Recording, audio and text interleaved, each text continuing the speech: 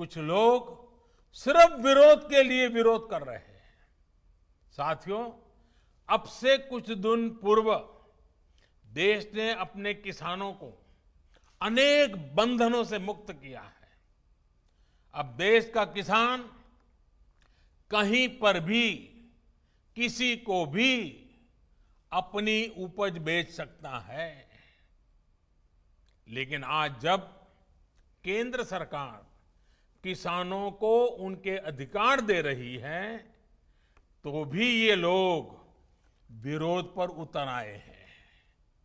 ये लोग चाहते हैं कि देश का किसान खुले बाजार में अपनी उपज नहीं बेच पाए।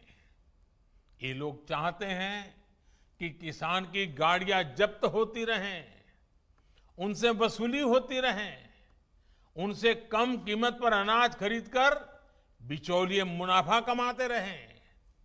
ये किसान की आजादी का विरोध कर रहे हैं। जिन सामानों की, उपकरणों की किसान पूजा करता है, उन्हें आग लगाकर ये लोग अब किसानों को अपमानित कर रहे हैं।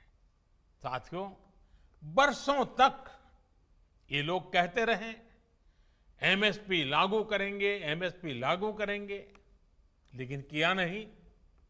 एमएसपी लागू करने का काम स्वामीनाथन कमीशन की इच्छा के अनुसार हमारी ही सरकार ने किया। आज ये लोग एमएसपी पर ही किसानों में भ्रम फैला रहे हैं। देश में एमएसपी भी रहेगी और किसानों को कहीं पर भी अपनी उपज बेचने की आजादी भी रहेगी।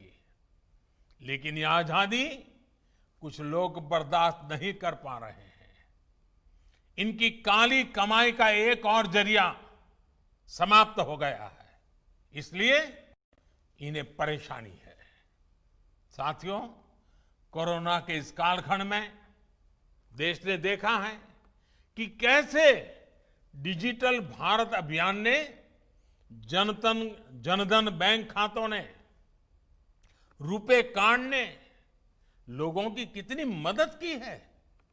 लेकिन आपको याद होगा, जब यही काम हमारी सरकार ने शुरू किए थे, तो ये लोग इनका कितना विरोध कर रहे थे। इनकी नजरों में देश का गरीब, देश के गांव के लोग अनपढ़ थे, अज्ञानी थे। देश के गरीब का बैंक खाता खुल जाए, वो भी डिजिटल लेन देन करें, इसका इन लोगों ने हमेशा विरोध किया। साथियों, देश ने ये भी देखा है कि जब वन नेशन वन टैक्स की बात आई, जीएसटी की बात आई, तो फिर ये लोग फिर विरोध करने के लिए मैदान में आ गए। जीएसटी की वजह से देश में घरेलू सामानों पर लगाने वाला टैक्स बहुत कम हो गया है।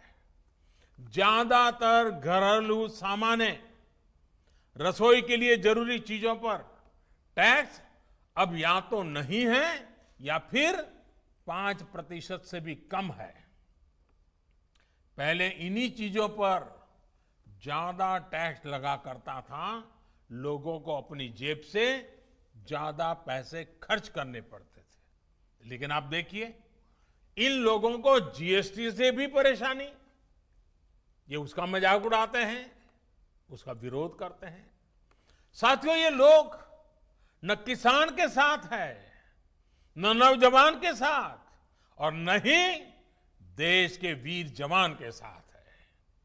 आपको याद होगा, जब हमारी सरकार वन रैंक वन पेंशन लाई, उत्तराखंड के हजारों पूर्व सैनिकों को भी उनका अधिकार दिया, तो ये लोग इसका भी विरोध कर रहे थे। वन रैंक वन पेंशन लागू करने के बाद से सरकार पूर्व सैनिकों को लगभग 11,000 करोड़ रुपए एरियर के तो दे चुकी है। यहां उत्तराखंड में भी 1 लाख से ज्यादा पूर्व सैनिकों को इसका लाभ मिला है। लेकिन इन लोगों को वन रैंक वन पेंशन लागू किए जाने से हमेशा दिक्कत रही है। इन लोगों ने वन रैंक वन पेंशन का भी विरोध किया। साथियों, बरसों तक इन लोगों ने देश की सेनाओं को, देश की वायुसेना को सशक्त करने के लिए कुछ नहीं किया। वायुसेना कहती रही कि हमें आधुनिक लड़ाकू विमान चाहिए, लेकिन ये लोग वायुसेना की बात कभी नहीं सुनी, उसको नजरअंदाज करते रहे।